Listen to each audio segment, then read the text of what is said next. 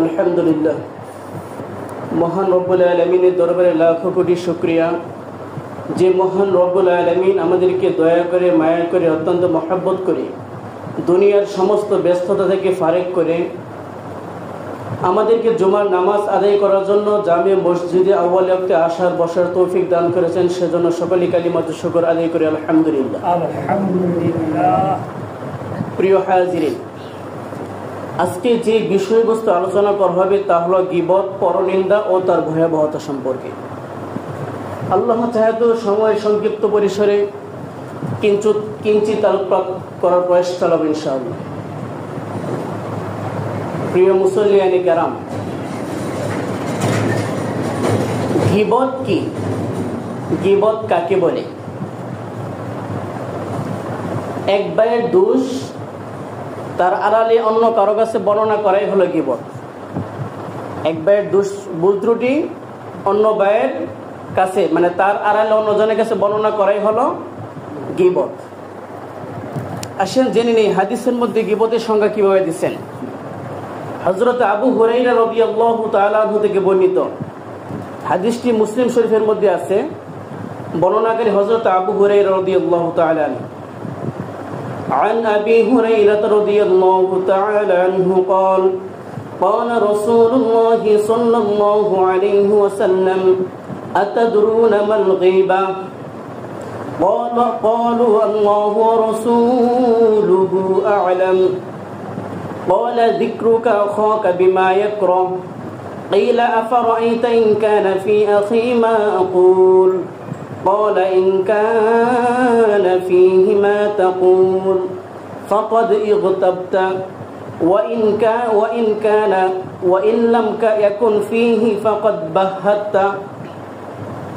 হযরত আবু হুরায়রা রাদিয়াল্লাহু তাআলা আনহু থেকে বর্ণিত, আল্লাহর নবী সাল্লাল্লাহু আলাইহি ওয়াসাল্লাম তিনি বলেন, আতাদরুনা মাল গীবা, তোমরা কি জানো গীবত কি? ক্বালু, সাহাবায়ে কেরাম সকলে এক বাক্যে উত্তর দিলেন, আল্লাহু ওয়া রাসূলুহু আ'লাম, আল্লাহ এবং তার রাসূলই তো তিনি ভালো জানেন। ক্বালা, আল্লাহর নবী সাল্লাল্লাহু আলাইহি ওয়াসাল্লাম তিনি বলেন, যিকরুকা আখাকা বিমা ইয়াকরাহু, তোমার ভাই যা অপছন্দ করে তা অন্যের নিকট বর্ণনা করাই হলো গীবত। তখন সকলেই মানে আবার আল্লাহ রাসূলকে প্রশ্ন করলো, কিলা আফারাআইতা ইন কানা ফি আখি মা আকুল, হে আল্লাহর রাসূল, যদি সত্যিকার অর্থে এই দোষটা অপর ভাইয়ের মধ্যে থাকে তারপরে যদি বর্ণনা করি গীবত হবে? বলতে সত্যিকার অর্থেই এই ভাইয়ের মধ্যে দোষটা আছে, এই দোষটা থাকা সত্ত্বেও যদি আমি অন্যজনের কাছে বর্ণনা করি তাহলে কি গীবত হবে? আল্লাহ রাসূল সাল্লাল্লাহু আলাইহি ওয়াসাল্লাম তিনি বলেন, ইন কানা ফিহি মা তাকুল ফাকাদ ইগতাবতা, যদিও তার মধ্যে এই দোষটা থাকে তারপরে তুমি বর্ণনা করার দ্বারা তুমি গীবত করেছো। পরে বলতেছে ওয়া ইন লাম ইয়াকুন ফিহি ফাকাদ বাহাত্তা, অর্থাৎ যদি এই দোষটা তার মধ্যে না থাকে তাহলে তুমি তাকে অপবাদ দিয়েছো। সাহাবায়ে কেরাম আল্লাহ রাসূল সাল্লাল্লাহু আলাইহি ওয়াসাল্লামকে প্রশ্ন করছে যে আল্লাহ রাসূল, গীবত কাকে বলে? আল্লাহ রাসূল যখন তাদেরকে প্রশ্ন করলেন গীবত কাকে বলে তোমরা কি জানো, সকলে এক বাক্যে বলেন, হে আল্লাহ রাসূল, আপনি এবং আল্লাহ তাআলাই তো ভালো জানেন। তখন আল্লাহ রাসূল সাল্লাল্লাহু আলাইহি ওয়াসাল্লাম বললেন, তুমি তোমার ভাই যেটা অপছন্দ করে সেটা তার আড়ালে অন্য কারো কাছে বর্ণনা করে হলো গীবত। তখন সাহাবায়ে কেরাম প্রশ্ন করলেন, হে আল্লাহর রাসূল, যদি সত্যিকার অর্থে এই দোষটা এই ভাইয়ের মধ্যে থাকে তাহলে কি গীবত হবে? আল্লাহ রাসূল সাল্লাল্লাহু আলাইহি ওয়াসাল্লাম বলেন, হ্যাঁ, যদি তার মধ্যে সত্যিকার অর্থে থাকে তুমি বর্ণনা করার দ্বারাই গীবত। আর যদি এই দোষটা না থাকে যদি, তাহলে তুমি তার উপর অপবাদ দিয়েছ। এখন বুঝেন, তার মধ্যে এই দোষটা আছে থাকা সত্ত্বেও আমি বর্ণনা করলাম মানে আমি গীবত করলাম। আর যদি তার মধ্যে দোষ না থাকে, আমি যদি বানায় বলি তার মানে তাকে আর অপবাদ দিলাম। তাহলে গীবত থেকে অপবাদ এটা মারাত্মক কিনা বলেন? গীবত থেকে অপবাদটা এটা অবশ্যই জঘন্যতম মারাত্মক গুনাহ। মুহতারাম হাজিরিন, গীবত সম্পর্কে কোরআনের দৃষ্টিভঙ্গি কি? আল্লাহ তাআলা কি বলেন? সূরাতুল হুজরাতের মধ্যে আল্লাহ রাব্বুল আলামিন তিনি ইরশাদ করেন, ইয়া আইয়ুহাল্লাযীনা আমানু ইজতানিবু কাসীরাম মিনাজ-যন্ন হে ঈমানদারগণ, তোমরা অধিকাংশ গুনাহ থেকে ইজতানিবু কাসীরাম মিনাজ জন, তোমরা অধিক পরিমাণে মানুষকে ধারণা করা থেকে বিরত থাকো। ইন্না বা'দাজ জন্নি ইসমুন, কেননা কত ধারণা আছে গুনাহ। ওয়ালা তাজাসসু, তোমরা একে অপরকে গোয়েন্দাগিরি করো না, একে অপরের দোষ তালাশ করে বেরিও না। ওয়ালা ইয়াগতাব বা'দুকুম বা'দা, এবং একে অপরের গীবত বর্ণনা করো না, গীবত চর্চা করো না। আইয়ুহিব্বু আহাদুকুম মান ইয়াকুলা লাহমা আখিহি মাইতান ফাকারিহতুমু, তোমরা কি এটা পছন্দ করো যে গীবত বর্ণনা করার মাধ্যমে তুমি তোমার আপন মৃত ভাইয়ের গোশত ভক্ষণ করবে? ওয়াত্তাকুল্লাহ, সুতরাং তোমরা গীবত করা থেকে আল্লাহ রাব্বুল আলামিনকে ভয় করো। ইন্নাল্লাহা তাওয়াবুর রহিম, নিশ্চয় আল্লাহ তাআলা তওবা কবুলকারী এবং তিনি পরম দয়াময়। আল্লাহ তাআলা কি বলছেন উক্ত আয়াতের মধ্যে? হে ঈমানদারগণ, তোমরা মানুষকে বেশি বেশি ধারণা করা থেকে বিরত থাকো, কেননা কতক ধারণা আছে এমন যে সেটা হলো গুনাহ, কতক ধারণা গুনাহ। সুতরাং তোমরা এটা থেকে বিরত থাকো। পাশাপাশি আরেকটা তিনি সিফাত বর্ণনা করলেন, সেটা হলো লা তাজাসসু, তোমরা গোয়েন্দাগিরি করো না, অর্থাৎ একে অপরের দোষ তালাশ করে বেরিও না। আমি একজনের দোষ শুনলাম, শুনে আরেকজনের কাছে বর্ণনা করলাম, যাকে বলা হয় চুগলখুরি। চুগলখুরি করে বেরিও না। পরে বলতেছেন ওয়ালা ইয়াগতাব বা'দুকুম বা'দা, একে অপরের গীবত করো না। তোমরা কি চাও যে গীবত করে তোমার আপন মৃত ভাইয়ের গোশত ভক্ষণ করো? আপনারা কি কেউ চাইবেন যে আপন মৃত ভাইয়ের গোশত খাইতে? এটা কত অপছন্দনীয় যে আল্লাহ রাব্বুল আলামিন তিনি সবাই জানে যে আপন মৃত ভাইয়ের গোশত কেউ খাবে না। এটা তার কাছে অনেক অপছন্দনীয় মনে হবে। আল্লাহ তাআলা আমাদেরকে এই নিকৃষ্ট একটা জিনিসের সাথে তুলনা দিয়েছেন, অর্থাৎ যে গীবত করা কত একটা নিকৃষ্ট জঘন্য কাজ। আল্লাহ রাব্বুল আলামিন ওইটার সাথে তুলনা দিয়েছেন গীবতকে। মুহতারাম হাজিরিন, আসেন জেনে নেই গীবত কয়টি মাধ্যমে হয়। এদিকে এদিকে মনোযোগ। আমরা জেনে নিলাম গীবত কাকে বলে। আসুন এখন জেনে নেই গীবত কয়টি মাধ্যমে হয়। চারটি মাধ্যমে গীবত হয়। কয়টি মাধ্যমে? চারটি মাধ্যমে গীবত হয়। এক নাম্বার আল গীবাতু বিল লিসান, মুখের মাধ্যমে গীবত হয়। দুই নাম্বার আল গীবাতু বিল কলব, দিলের মাধ্যমে গীবত হয়, দিলের মাধ্যমে। তিন নাম্বার আল গীবাতু আল ইশারা, ইশারা ইঙ্গিতের মাধ্যমে গীবত হয়। চার নাম্বার আল গীবাতু বিল কিতাবা, লেখনির মাধ্যমে গীবত হয়। গীবত কয় মাধ্যমে হয়? চার মাধ্যমে। এক নাম্বার মুখের মাধ্যমে, দুই নাম্বার অন্তরের মাধ্যমে কলবের মাধ্যমে, তিন নাম্বার ইশারা ইঙ্গিতের মাধ্যমে, চার নাম্বার লেখালেখির মাধ্যমে। এই চারটি মাধ্যমে গীবত হয়। মুহতারাম হাজিরিন, মুখের মাধ্যমে কিভাবে গীবত হয় এটা তো আমরা সকলেই জানি। একজনের সম্পর্কে একটা কথা জানলাম তো এটা বলে দিলাম। এক ভাইয়ের দোষ জানলাম, দোষ জানা সত্ত্বে মানে জানা মাত্র আমি অপর ভাইয়ের কাছে এটা বর্ণনা করলাম, তার দোষটা বর্ণনা করলাম, এটাই তো মুখের মাধ্যমে গীবত। দুই নাম্বার বলছিলাম আল গীবাতু বিল কলব, অন্তরের মাধ্যমে গীবত হয়। অন্তরের মাধ্যমে আবার কিভাবে গীবত হয়? আমরা তো সারা জীবন শুনে আসলাম, জানি যে শুধু মুখের মাধ্যমে মনে গীবত হয়। না না, অন্তরের মাধ্যমে গীবত হয়। অন্তরের মাধ্যমে গীবতের ধরন হলো, আপনি এক ভাইয়ের সম্পর্কে খারাপ একটা কিছু জানলেন, জানার পরে আপনি ওই ভাই সম্পর্কে খারাপ মন্তব্যটা আপনার দিলের মধ্যে পোষণ করলেন যে হাই হাই, এতদিন জেনে আসলাম যে সে অনেক ভালো মানুষ ছিল, আজকে সে এত খারাপ। এই যে আপনি দিলের মধ্যে তার সম্পর্কে একটা খারাপ ধারণা রাখছেন, ধারণাতে পোষণ করে রাখছেন, এটাও একটা গীবত। মুহতারাম হাজিরিন, আরেকটা হলো আল গীবাতু বিল ইশারা, ইশারার মাধ্যমে গীবত হয়। ইশারার মাধ্যমে কিভাবে? এক ভাই আসলো, খেয়াল করেন, আপনি তার নাম উল্লেখ করলেন না, একজনকে ইশারার মধ্যে দেখালেন ওই যে আসছে আসছে আসছে। হয় না এমন যে সে মানে একটা অপরাধ করছে, সে দোষী বা তাকে কেউ দেখতে পারে না, তখন দেখবেন আসলে আসতেছে আসতেছে আসতেছে বলি না আমরা, ইশারার মাধ্যমে বলি। কিন্তু ওই যে আমি যে ইশারা করতেছি ওই ভাইকে দেখি যে আসতেছে অমুক, এটা হলো ইশারার মাধ্যমে গীবত। মুহতারাম হাজিরিন, 4 নম্বর হলো বিল কিতাবা, আল গীবাতু বিল কিতাবা, অর্থাৎ লেখালেখির মাধ্যমে গীবত হয়। বর্তমানে এটা একেবারে ব্যাপক হয়ে পড়ছে আমাদের মাধ্যমে। আমরা গীবতকে গীবতই মনে করতেছি না, লেখনীর মাধ্যমে গীবত, এটা বর্তমান সোশ্যাল মিডিয়ার মাধ্যমে প্রচার হচ্ছে। ফেসবুক, ইউটিউব, হোয়াটসঅ্যাপ, টুইটার, যা বলেন, যত গণমাধ্যম আছে, যত মাধ্যম আছে, এই সোশ্যাল মিডিয়ার মাধ্যমে আমরা লেখানির মাধ্যমে আমরা একে অপরে গীবত করতেছি। এক ভাই কিছু করুক বা না করুক, আমি শুনছি তো শোনা মাত্র লেখালেখি ফেসবুকে, অমুক ভাই তো এই করছে সেই করছে। আমি যে আজকে লেখালেখি করলাম, অমুক ভাই শুনলাম যে অসুস্থ, হাসপাতালে আছে, একটু খালি কেমনে যেন শুনতে পারলাম অমুক ভাই তো মারা গেছে। একজন লেখছে অমুক ভাই তো মারা গেছে, আরেকজনে লেখে অমুক ভাই তো হাসপাতালে বসে খাবার খাচ্ছে, আরেকজনে লিখতেছে অমুক ভাই তো হাসপাতাল থেকে বাড়িতে আসছে।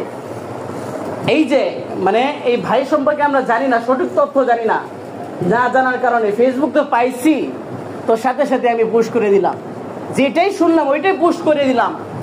মুহতারাম হাজিরিন, এটা হলো লেখনীর মাধ্যমে গীবত। অনেক ধরনের বই ছাপা হয়, অমুকের দোষ দিয়ে বইরে ফেলে, বইয়ের মধ্যে লেখে। আমাদের বর্তমান অবস্থাটা হলো, যেই দল ক্ষমতাসীন দল তার বিপক্ষে দলকে এমনভাবে হ্যায় করে, এমনভাবে ঘায়েল করে, তার একেবারে ছোট থেকে ছোট, আপনা থেকে আপনার দোষগুলো এমনভাবে পাবলিকের সামনে ফলাও করে, ওই দলটাকে তাদের চোখের সামনে একবারে নিকৃষ্ট, একেবারে ছোট, অপমানিত, যা করার লাগে সব করে ছাড়ে। মুহতারাম হাজিরিন, আমাদের নেতা নেত্রীরা এই অবস্থাগুলো করে। অমুক দল আমি দেখতে পারি না, সে আমার বিরোধী মানে তার ভালো কাজগুলো আমার কাছে এখন বন্ধ লাগে। আমাদের গীবতের পরিমাণটা এত পর্যায়ে বেড়ে গেছেন। মুহতারাম হাজিরিন,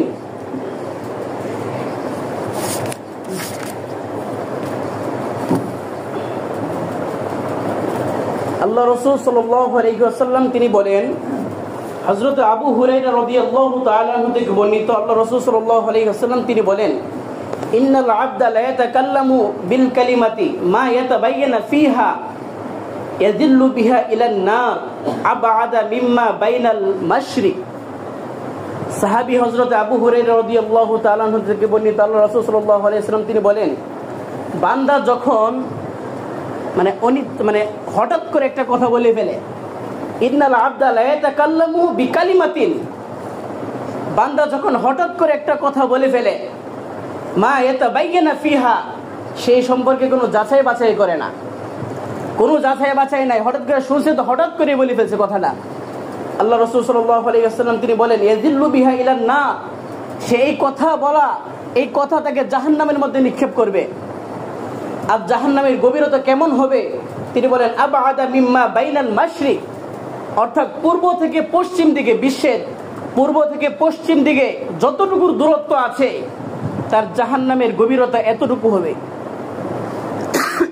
মুহতারাম হাজিরিন, আমরা একটা কথা বললেই ফেললাম, একজন একটা কথা বললে ফেললো, যদি একজনকে ধরে যে আপনি কি কথাটা বললেন, আরে রাখো, কথাটা বললে ফেলছি, শেষ, কথার কথা কয়ে ফেলছি। আমরা বলি না, সব কথা ধরো কেন, কথার কথা কয়ে ফেললাম, সব কথা ধরতে হয় না? না, আল্লাহ রাসূল সাল্লাল্লাহু আলাইহি ওয়াসাল্লাম তিনি বলেন যে তুমি কথার কথা যে বলে ফেলছো এটাও গীবত, আর এই কথার কথা যে তুমি বলে ফেলছো এটা তোমাকে জাহান্নামে নিক্ষেপ করবে। আর জাহান্নামের গভীরতা হবে পূর্ব থেকে পশ্চিমে, এই দিক, পূর্ব থেকে মাশরিক থেকে মাগরিব পর্যন্ত তাকে যত দূরত্ব আছে, এই হঠাৎ করে কথা বলার দূরত্ব, জাহান্নামের গভীরতা এমন হবে। মুহতারাম হাজিরিন, আমরা ঠাস করে হঠাৎ করে একটা কথা বলে দিলাম, কিন্তু তার ওজন কতটুকু আমরা কখনো চিন্তাই করি না। অপর এক হাদিসে আল্লাহ রাসূল সাল্লাল্লাহু আলাইহি ওয়াসাল্লাম তিনি বলেন, ইন্নাল আবদা লা ইয়াতাকাল্লামু বিকালিমাতিন ফি সাখাতিল্লাহ, বান্দা যখন আল্লাহ তাআলাকে নারাজ করে একটা কথা বলে, আল্লাহ রাব্বুল আলামিনকে নারাজ করে একটা কথা বলে, লা ইলকা লাহা বালান ইয়াহবি বিহা ফি জাহান্নাম, তখন আল্লাহ তাআলা এই কথাটাকে অপছন্দ করেন এবং তার ঠিকানা হয় জাহান্নাম। সুতরাং আপনি যদি এক ভাইয়ের দোষ আরেকজনের কাছে বর্ণনা করেন, আল্লাহ তাআলা কি খুশি হবে? খুশি হবে? তাহলে কি আল্লাহ তাআলাকে নারাজ করা হচ্ছে না? এই যে আমি একটা কথা বলে ফেললাম, কথা বলার মাধ্যমে আল্লাহ তাআলাকে নারাজ করলাম, আল্লাহ তাআলা বলতেছে তোমার ঠিকানা হলো জাহান্নাম। মুহতারাম হাজিরিন,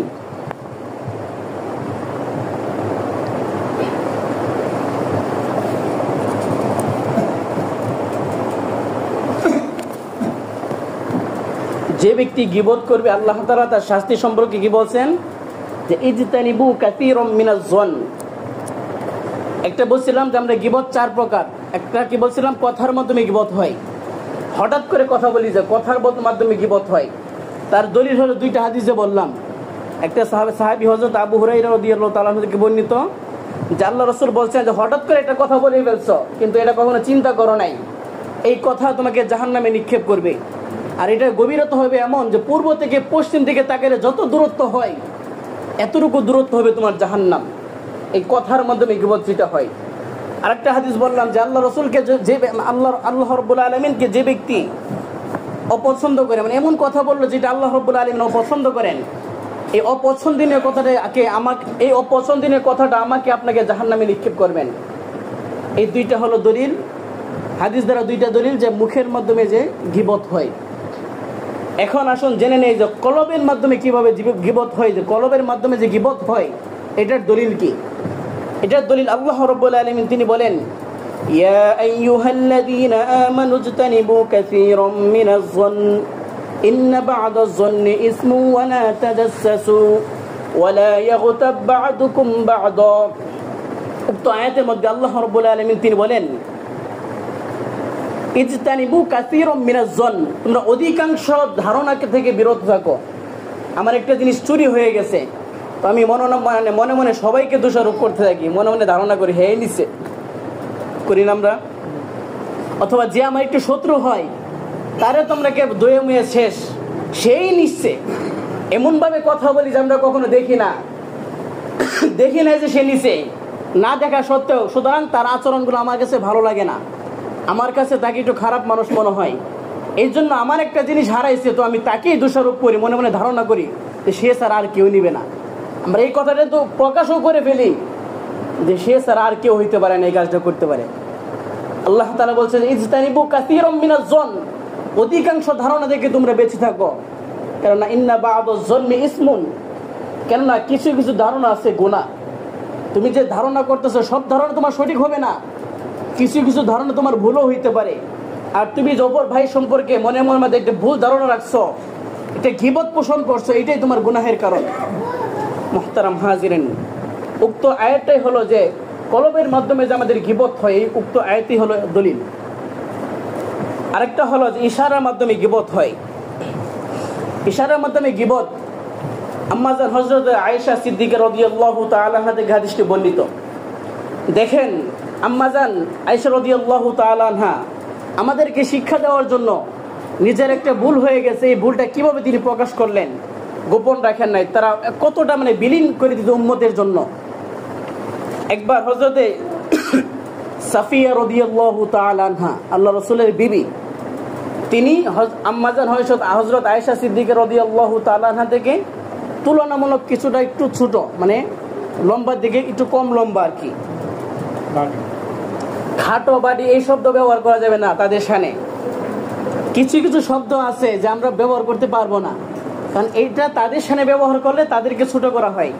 আমাদের শানে বলা হয় যে বাইটিয়া ফুইটিয়া মানুষ কই, বাইটিয়া মানুষ। আমাদের শানে বলি ঠিক আছে, কিন্তু তারা সম্মানিত মানুষ, তাদের শানে একটু সুন্দর করে বলতে হয়। আমাদের উস্তাদরা শিখায় তোমার আব্বা তো লেখাপড়া করে নাই, তো তোমাকে কেউ যদি তোমাকে জিজ্ঞাসা করে তোমার আব্বু কি করে, তুমি কি বলবা যে আমার আব্বা মূর্খ? এই কথা বলতে পারবা? এই কথা বললে তোমার আব্বু কষ্ট পাবে। সত্যিকার অর্থে তোমার আব্বা লেখাপড়া করে নাই, কিন্তু তুমি এই পরিচয় দিতে পারবে না যে আমার বাবা মূর্খ। এই কথাটা এভাবে বলতে হবে যে আমার আব্বা তো পড়াশোনা জানে না, সাধারণ মানুষ, পড়াশোনা করে নাই। এই যে দেখেন আমার আব্বা মূর্খ আর হলো আমার আব্বা তো পড়াশোনা করে নাই বেশি, সাধারণ মানুষ, দুইটা কথার মধ্যে কেমন পার্থক্য। এই কথা যদি সন্তান বাপের সামনে বলে যে আমার আব্বা তো তেমন পড়াশোনা করে না, এত বেশি বুঝে না, সাধারণ মানুষ, এই কথার মধ্যে বেশি কষ্ট পাবে নাকি আমার আব্বা সরাসরি মূর্খ যে বলে, কোনটার মধ্যে কষ্ট পাবে? সরাসরি মূর্খ শব্দ বলে আব্বাকে আমি হেয় করলাম, বাবাকে আমি ছোট করলাম, আর একটু ঘুরে বললে বাবাও খুশি বাবাকেও হ্যাঁ করা হলো না, সত্যি রে বললাম। ঠিক তেমনি ভাই হযরতে সাফিয়া রাদিয়াল্লাহু তাআলা আনহা, ওনার সামনে বলতে হবে আম্মা জান আয়েশা রাদিয়াল্লাহু তাআলা আনহা আল্লাহ রাসূলকে একটু বোঝাইতে চাইলেন যে আম্মা জান আয়েশা রাদিয়াল্লাহু তাআলা আনহা থেকে তিনি তুলনামূলকভাবে একটু কম লম্বা। এই জন্য হযরত আয়েশা সিদ্দিকা রাদিয়াল্লাহু তাআলা আনহা তিনি আল্লাহ রাসূলকে ইশারার মাধ্যমে দেখিয়ে দিলেন যে হাসবুকা মিন সফিয়াতা কাযা কাযা, মানে ইশারার মধ্যে দেখা যাচ্ছে হাসবুকা সফিয়াতা মিন কাযা ও কাযা। সফিয়া রাদিয়াল্লাহু তাআলা আনহা তিনি তো মানে ইশারার মধ্যে দেখেছে একটু মানে কম ছোট, এমন ইশারার মধ্যে দেখাইছে। তো আল্লাহ রাসূল সাল্লাল্লাহু আলাইহি ওয়াসাল্লাম তিনি বলেন লাকাদ কুলতি কালিমাতুন লাউ মুজিজাত বিমাইল বাহরি লা মুজিজাতহু। আল্লাহ রাসূল সাল্লাল্লাহু আলাইহি ওয়াসাল্লাম তিনি বলেন, হে আয়েশা, তুমি এমন একটি বাক্য উচ্চারণ করেছো, এমন একটি কথা বলেছো, এমন একটি গুনাহের কাজ করে ফেলছো তুমি, যদি এই গুনাহের দুর্গন্ধটা, এই কাজের দুর্গন্ধটা যদি একটা সমুদ্রের মধ্যে ছেড়ে দেওয়া হয় তাহলে সমুদ্রের পানি রং পাল্টে যাবে, পানি নষ্ট হয়ে যাবে। মুহতারাম হাজিরিন, এটার দ্বারা বুঝাইছি যে তুমি আজকে এমন একটা গীবত করে ফেলছো, এই গীবতের ভয়াবহতা, এই গীবতের দুর্গন্ধ যদি একটা সমুদ্রের মধ্যে ছেড়ে দেওয়া হয় তাহলে সমুদ্রের পানি পাল্টে যাবে, সমুদ্রের পানি রং পাল্টে যাবে। এটা কত মারাত্মক দেখেন। দেখে আমাদের সাধারণ খাল বিলের পানি কথা বলছে, এটা ধরে নেন যে কক্সবাজার বঙ্গোপসাগরের কথা। আমার একটা গীবতের এত নিকৃষ্ট, যদি এই গীবতের ওজন, যে ওজনটা যদি এই পানির মধ্যে ছেড়ে দেওয়া হয় তাহলে এই পানিটা পর্যন্ত নাপাক হয়ে যাবে, দুর্গন্ধ হয়ে যাবে। তাহলে গীবতের ভয়াবহতা কেমন দেখেন। মুহতারাম হাজিরিন, আল্লাহ তাআলা আমাদেরকে এই 4 প্রকার গীবত থেকে বেঁচে থাকার তৌফিক দান করুন। গীবত কয়টি মাধ্যমে হয়? 1 নাম্বার মুখের মাধ্যমে, 2 নাম্বার অন্তরের মাধ্যমে, 3 নাম্বার ইশারার মাধ্যমে, 4 নাম্বার লেখালেখির মাধ্যমে। লেখালেখির মাধ্যমে কি বলছিলাম, আমাদের বর্তমান সোশ্যাল মিডিয়া যা আছে, ফেসবুক, ইউটিউব, এই তারপরে এমন যা আছে সোশ্যাল মিডিয়া, এগুলোর মধ্যে তো আমরা যা মন চাইছে তো লিখতে থাকি, কোনো যাচাই বাছাই নাই। অমুকের দোষ, যত তাড়াতাড়ি লিখতে পারবো আমি তত সেলিব্রিটি, আমার এত এত ফলোয়ার আছে, আমি লিখতে পারছি তো আমার ফলোয়ার আমাকে আগে দেখতে পারছে যে আমার অমুকরা আমি ফলো করি, সুতরাং সে আগে ফলো, মানে এই তথ্যটা আমাকে দিতে পারছে। আমি নিজেকে ধন্য মনে করি। আজকে তুমি নিজেকে ধন্য মনে করতেছি, কিন্তু এই ধন্যতা তোমাকে জাহান্নামের আগুনের দিকে নিক্ষেপ করবে। মুহতারাম হাজিরিন, যুবক ভাইয়েরা যারা ফেসবুক চালাই, একটু সতর্ক, একটু বিবেচনা করি যে আমি কি করতেছি। মুহতারাম হাজিরিন, আমরা সাধারণত 5 ধরনের গীবত করে থাকি। কয় ধরনের? 5 ধরনের। আগে গেছে যে আমরা 4টি মাধ্যমে গীবত করে থাকি। এখন আলোচনা হলো আমরা 5টা মাধ্যম, আমরা সাধারণত 5 ধরনের গীবত করে থাকি। 1 নাম্বার হলো শারীরিক গীবত। শারীরিক গীবত কিভাবে? সে একটু মোটা, অমুক আসলে ওই যে আসছে মুটকু, বলি না, মুটকু আসতেছে, মুট্টু আসতেছে বলি না, এই যে আমি মুট্টু আসতেছে তার সামনে বললে অবশ্যই সে কষ্ট পাইতো আমার কথার মাধ্যমে। আমি যে আড়াল করে এই কথাটা বললাম, তার গীবত করলাম। 2 নাম্বার হলো চারিত্রিক গীবত। অমুকের চরিত্র বেশি ভালো না, এক জায়গা থেকে আসছে মেয়ের বিবাহ দিবে, ছেলের সন্ধান নেওয়ার জন্য আসলো, অমুকরা জিজ্ঞাসা করলো ভাই অমুকের ছেলে অমুক কেমন, সে কতটুকু বলে দিল, আরে জানেন না সে এমন এমন। মেয়ের বাবা বলতেছে কেন, আমি তো জানি যে ছেলে 5 ওয়াক্ত নামাজ পড়ে, তাবলিগ করে, ভালো, সব দিক দিয়ে ভালো। তা তো আছে, আর কিছু জানেন না আপনি? এই যে বললাম, আর কিছু জানেন না আপনি? এই কথা বলার মাধ্যমে কি মেয়ের বাবার ভিতরে, দিলের ভিতরে একটা অন্যরকম ধারণা তৈরি করে দিলাম। আর কিছু জানেন না, ছেলে এমন এমন করে, তার আর কিছু জানেন না মানে কি তার একটা খারাপ চরিত্র আছে হয়তোবা। এই যে কথাটা বললাম, তার চরিত্র নিয়ে আমি কথা বললাম, সে এমন, সে ভালো না, তার এই মানে কাজটা ভালো না, বা এমন এমন বলতেছি, এটা গীবত করলাম। এটা হলো চারিত্রিক গীবত। মুহতারাম হাজিরিন, 3 নাম্বার হলো বংশীয় গীবত। অমুকরে জিজ্ঞাসা করলাম সে কোন বংশের, আরেকজন বলে দিল সে তো চোর বংশের, এই যে তার গীবত করলাম। বাস্তবিক পক্ষেই তার বংশে কোনো না কোনো এক সময় একজন একটু চুরি করেই ফেলছে ভুলে, কিন্তু আমি যাকে বলতেছি চোর বংশের, সে তো ভালো মানুষ, নামাজ পড়ে, 5 ওয়াক্ত নামাজ জামাতের সাথে পড়ে। ওই যে একসময় তার বংশে চুরি করত, কিন্তু তার প্রভাবটা তার বংশের তুলনা মানে তাল দিতে গিয়ে আমি তারা বলে ফেললাম সে তো চোর বংশের। ওই যে তাকে আমি কটাক্ষ করে কথা বললাম, এটা হলো মানে বংশীয় গীবত। মুহতারাম হাজিরিন, চতুর্থ হলো পোশাক পরিচ্ছেদের গীবত। একজন একটু 500 টাকা গজের কাপড় পরে, আরেকজন 100 টাকা গজের কাপড় পরে। কয়েকজন বন্ধু একটু ধনী মানুষ, তাদেরকে আমি সময় দিলাম, কারণ তারা ধনী মানুষ, আমার সম্মান আসবে। আমি আজকে আয়োজন করতেছি, আমার বড় ফ্রেন্ড সার্কেল আসতেছে, সুতরাং তাদের সাথে আমি সময় দিলাম। কিন্তু আমার যে একটা গরিব বন্ধু আছে, সে সাধারণ পোশাকে পরে আসছে, তার সাথে যদি আমি সঙ্গ দিই তাহলে আমার মান সম্মান থাকবে না। অমুকে বললো, কেউ ভাই তোমরা তো সবাই একসাথে বন্ধু, তুমি অমুকের সাথে মিশো না কেন? হায় রে, জানেন না হ্যাঁ একবার ফকির নিকৃষ্ট বংশের, এটা কোনো পোশাকের লোক? দেখেন না বাকিরা সবাই কত দামি দামি ভালো পোশাক পরে আসছে, আর সে কি পোশাক পরে আসছে? এই যে আমি হেই করে কথা বললাম, এটা গীবত করা হলো। তুমি জানো যে তার সামর্থ্য 100 টাকা গজের পোশাক পরা, তুমি তাহলে কেন তাকে দাওয়াত করে এনে তুমি তাকে ছোট করলে? মুহতারাম হাজিরিন, এটা হলো পোশাক পরিচ্ছেদের গীবত। আরেকটা গীবত হলো পরোক্ষ গীবত। পরোক্ষ গীবত আমরা কিভাবে করে থাকি? ইশারা দিলাম, ওই যে বললাম না উদাহরণটা, যে ইশারার মাধ্যমে গীবত, এটার ধরনটা এমনই। আসলো, ইশারা দিলাম, বুঝছি একজনে বলতেছে ওকে, হ্যাঁ বুঝছি, হ্যাঁ হ্যাঁ ঠিক আছে, আমি বুঝছি। নাম প্রকাশ করলেন না। অমুক সম্পর্কে আপনার খারাপ ধারণা, আপনি তার কথাই বলতেছেন, আরেকজনে বলতেছেন হ্যাঁ হ্যাঁ ঠিক আছে বুঝছি, কি বলতে চাইছেন বুঝছি, ঠিক আছে। আরেকজনের পাশে থেকে বলে হ্যাঁ আমিও বুঝছি, ঠিক আছে, সমস্যা নেই। এই যে আপনি বুঝছি করতেছেন, ইশারায় ইঙ্গিত করতেছেন, এটা হলো পরোক্ষ গীবত। মুহতারাম হাজিরিন, তাহলে আমরা সাধারণত কয় ধরনের গীবত করে থাকি? 5 ধরনের গীবত করে থাকি। 1 নাম্বার শারীরিক গীবত, 2 নাম্বার চারিত্রিক গীবত, 3 নাম্বার বংশীয় গীবত, আর 4 নাম্বার হলো পোশাক পরিচ্ছেদের গীবত, 5 নাম্বার পরোক্ষ গীবত। এই 5 প্রকার গীবত, আর উপরে গীবতের মাধ্যম যে 4 প্রকার, এই 9 প্রকার গীবত থেকে আল্লাহ রাব্বুল আলামিন আমাদেরকে হেফাজত করুন। মুহতারাম হাজির, এখন তো জানেন গীবতের প্রকার, গীবতের ভয়াবহতা কি। গীবতের ভয়াবহতা সম্পর্কে আল্লাহ রাসূল সাল্লাল্লাহু আলাইহি ওয়াসাল্লাম তিনি বলেন, আল গীবাতু আশাদ্দু মিনাজ জিনা, রাওয়াহুল বাইহাকি শরীফের একটা হাদিস। আল গীবাতু আশাদ্দু মিনাজ জিনা, গীবতটা হলো জিনা থেকে নিকৃষ্ট, অধিক মারাত্মক। এখন আপনাদেরকে প্রশ্ন করি, আজকে কেউ গীবত করলো আর পাশে একটা ছেলে মেয়ে গীবত করলো, মানে জিনা করলো, তো আপনারা কোন অপরাধটাকে বেশি শক্ত মনে করবেন? জিনাটাকে না?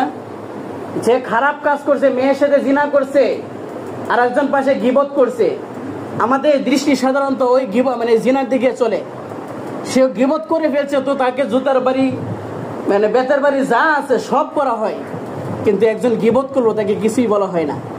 আমরা গীবতটাকে কিছুই মনে করি না, অথচ আল্লাহ রাসূল সাল্লাল্লাহু আলাইহি ওয়াসাল্লাম তিনি বলেন, এই জিনাটাকে যে আমরা কত মারাত্মক মনে করি, অথচ এই জিনা থেকে সবচেয়ে বেশি কঠিন হলো গীবত।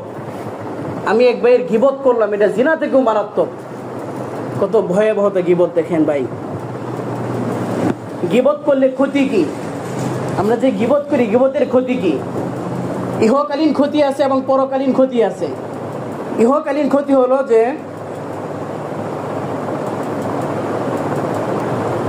আমি কারো গীবত করলাম, আমি কারো গীবত করলাম, গীবত করার পরে যে আমি যে বাইচে গেলাম, এটা মনে রাখবেন, এটা মনে করেন না। আমি একবার গীবত করছি, তো আল্লাহ রাব্বুল আলামিন মৃত্যুর আগে হলেও, আমি যদি ঘরের মধ্যে পড়ে থাকি, তাহলে ঘরের মধ্যে হলেও আমাকে অপমানিত করবেন ইনশাআল্লাহ। যে ব্যক্তি গীবত করবে, আল্লাহ তাআলা অবশ্যই তাকে মৃত্যুর আগে হলেও, মরার আগ মুহূর্তে হলেও, তাকে ঘরের মধ্যে হলেও আল্লাহ তাআলা তাকে অবশ্যই অপমানিত করবেন।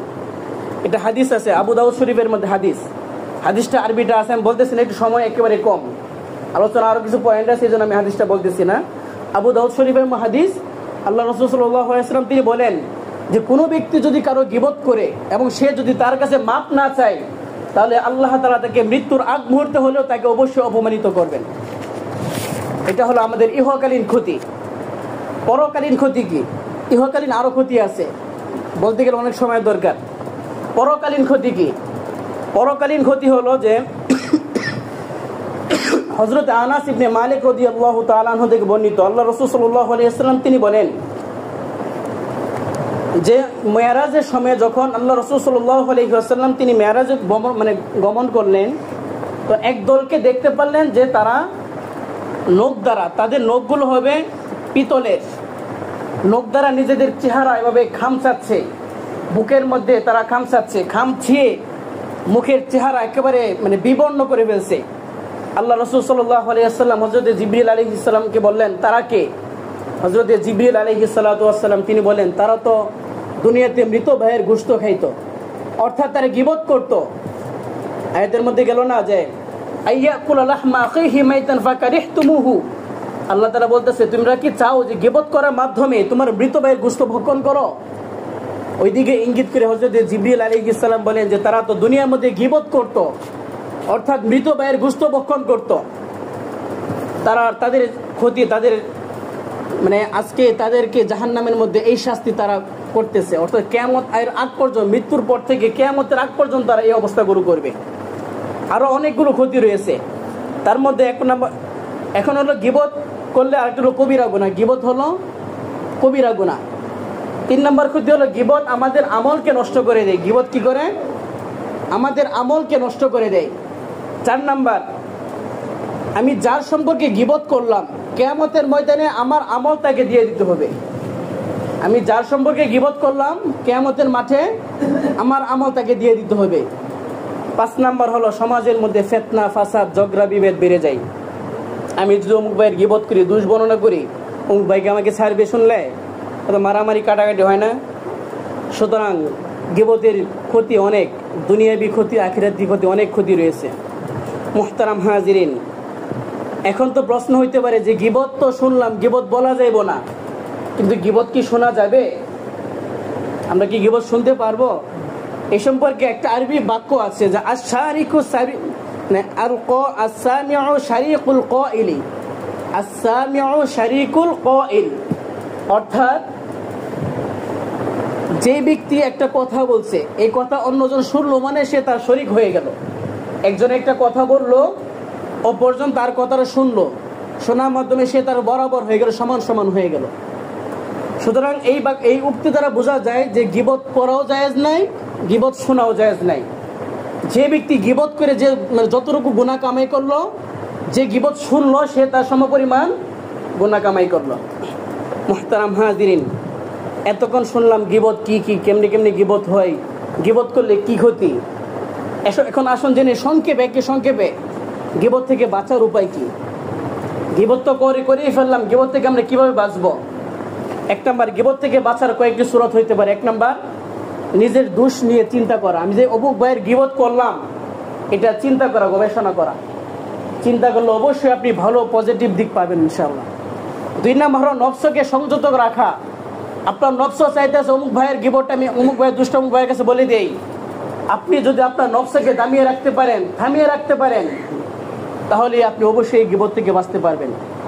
3 নম্বর হলো ভালো বন্ধু নির্বাচিত করা, খারাপ বন্ধুদের আড্ডা ছেড়ে দেওয়া, ভালো বন্ধু নির্বাচিত করা, ভালো মানুষের সাথে চলা, তাহলে আপনি গীবত থেকে বাঁচতে পারবেন। 4 নম্বর হলো আলোচনার বিষয়বস্তু পাল্টে দেওয়া, অর্থাৎ আপনি যেই বিষয় সম্পর্কে গীবত করতেছেন এটা পাল্টিয়ে দিন, পাল্টিয়ে তার প্রশংসা করতে শুরু করেন।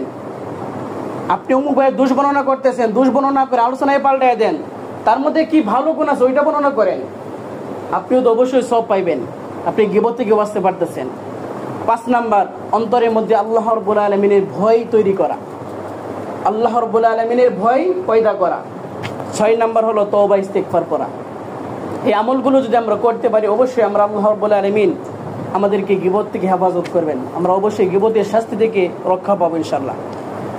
এখন প্রশ্ন করতে পারেন যে হুজুর, অনেক সময় তো দেখা যায় অমুক নেতা স্টেজে বসে ভাষণ দেওয়া শুরু করে, অনেক হুজুররা পর্যন্ত অমুকের গীবত করতে শুরু করে, তাদের সম্পর্কে কি বলবেন?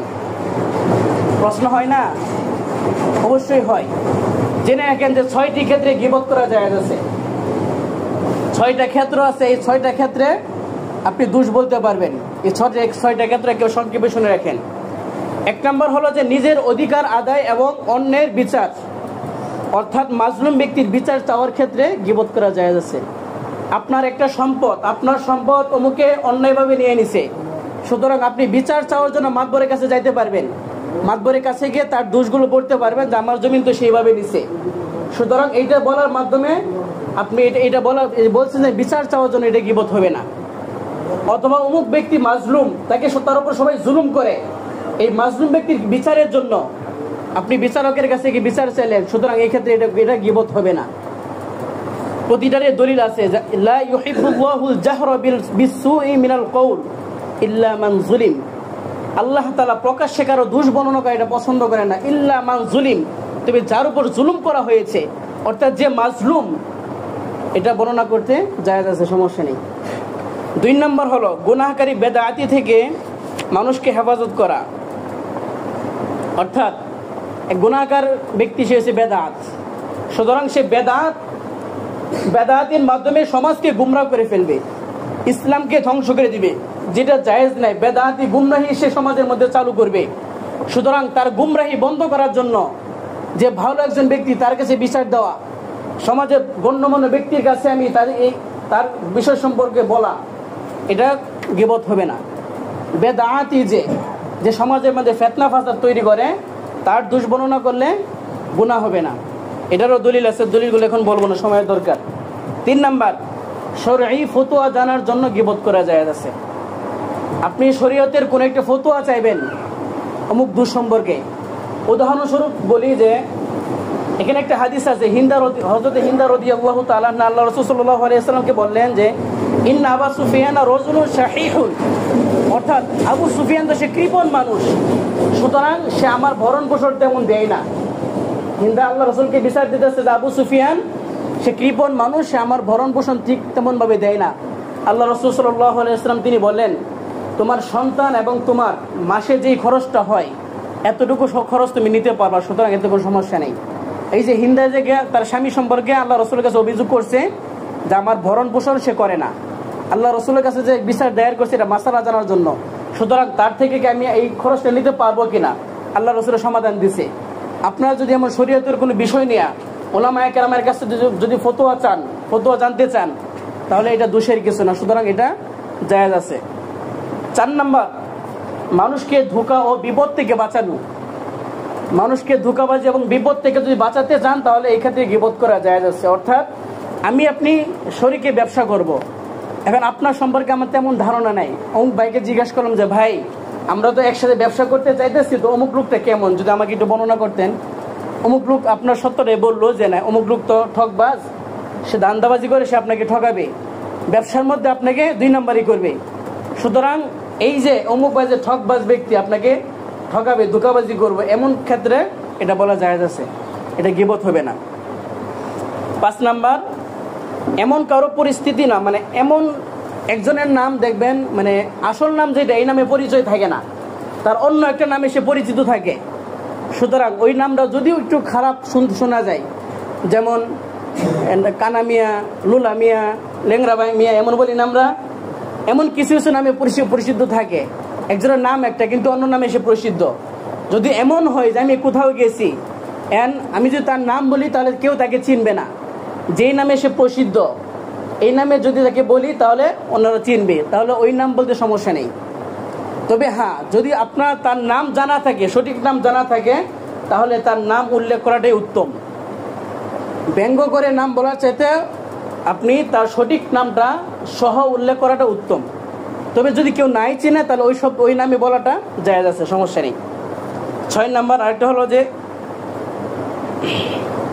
প্রকাশ্যে কেউ গুনাহ করে, প্রকাশ্যে কেউ গুনাহ করে, এই গান বাজনা করতেছে, অশ্লীলতা করতেছে, সমাজের মধ্যে ফিতনা ফাসাদ ছড়াইতেছে, মোট কথা সে যত অশ্লীলতা আছে সব গুনাহগার প্রকাশ্যে করে।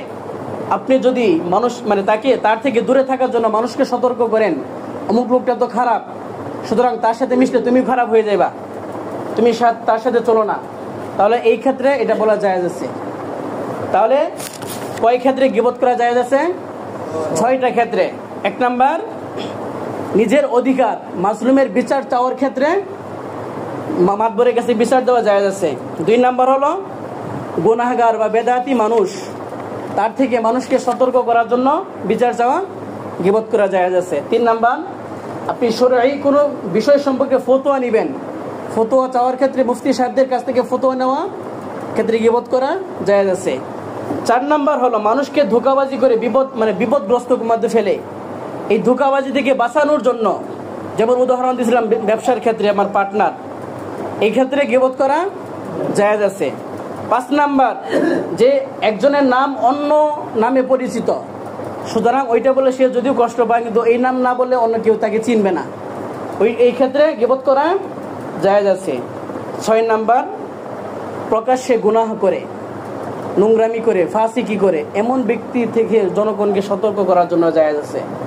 এখন শুরুতে বলছিলাম যে আপনাদের প্রশ্ন ছিল অমুক হুজুর তো স্টেজে মাইক পাইলেই অমুক নেতা সম্পর্কে ইচ্ছা মতো দুমায় বলতে থাকে, তখন আপনি কি বলবেন? এটাকে কি আপনার গীবত বলবেন না? এটা আপনাদের যে 6 নম্বর প্রকারের মধ্যে পড়ছে। অমুক নেতা যদি কখনো বিশৃঙ্খলা সৃষ্টি করে, ইসলামের বিরুদ্ধে কথা বলে, আমার নবীকে ব্যঙ্গ করে কথা বলে, এই ক্ষেত্রে যদি এমন হয় তাহলে তাকে সতর্ক করার জন্য, মানুষকে সতর্ক করার জন্য মাইকে তার দোষগুলো বলা জায়েজ আছে। এখন উলামায়ে কেরাম যে মাইক পায় যে অমুকের দোষ বর্ণনা করে, তাহলে কি জায়েজ পদ্ধতি পাইছেন? এটার দলিল আছে, আমি দলিলগুলো বলি নাই, দলিলগুলো বলতে আরো অনেক সময় দরকার। সুতরাং যদি কেউ কাউকে সতর্ক করার জন্য মাইকে তাকে জনগণকে সতর্ক করার জন্য অমুক ব্যক্তির দোষগুলো যদি বর্ণনা করে, তাহলে এটা গীবত হবে না। বুঝতে পারছেন বিষয়গুলো? আলোচনা পরিপূর্ণ বুঝতে পারছেন? কারণ এখানে অনেক মাসালার বিষয় আসছে, যদি কারো কাছে অস্পষ্ট থেকে থাকে তাহলে অবশ্যই আমার কাছে জানবেন। তো মাসালার বিষয় যেহেতু এখানে আসছে অনেকগুলো, যদি আপনি না জানেন, না বোঝেন, তাহলে ভুল বোঝার কারণে কিন্তু আপনার দ্বারা আরো বড় ফিতনা হইব সমাজে। কারণ আপনি যদি ভুল বুঝে থাকেন তাহলে সমাজের মধ্যে গিয়ে বলবেন, ঘরে গিয়ে বলবেন যে হুজুর তো এই কথা বলছে, অথচ হুজুরে কোন কথা বলছে আপনি বুঝেন নাই, কিন্তু হুজুরের পরিপূর্ণ কথা না বোঝার কারণে আরো ফিতনা বাড়তেছে আরো। এমন যেন না হয়। আমার আলোচনা পরিপূর্ণ বুঝতে পারছেন আপনারা? প্রথম হচ্ছে গীবতের পরিচয় নিয়ে আমরা আলোচনা করছি, গীবত কাকে বলে, কোরআন দ্বারা হাদিস দ্বারা দলিল আমরা পাইছি। 2 নম্বর হচ্ছে যে কয়টা মাধ্যমে গীবত হয়, 4টা মাধ্যমে গীবত হয়, এটাও বিস্তারিত দলিল সহ আমরা আলোচনা পাইছি ইনশাআল্লাহ। আরেকটা হলো আমরা সাধারণত 5 ভাবে গীবত করে থাকি, 5 ভাবে যে গীবত কিভাবে হয় ওইটা আমরা দলিল সহ পাইলাম। মোট 9 ভাবে গীবত হয়। তারপরে আলোচনা ছিল যে গীবত তো করা যাবে না, কি কি মাধ্যমে গীবত হয়, গীবত কি শোনা যাবে? সুতরাং গীবত শোনা যাবে না, এটা আমাদের কাছে স্পষ্ট হলো। এখন গীবত করলে কি কি ক্ষতি হয়, ক্ষতিও আমরা জানতে পারলাম হাদিস দ্বারা, আয়াত দ্বারা। সর্বশেষ হলো গীবত থেকে কিভাবে বাঁচবো, বাঁচার জন্য 6টা উপায় বলছিলাম। সর্বশেষ হলো কি কি ক্ষেত্রে গীবত করা যায়।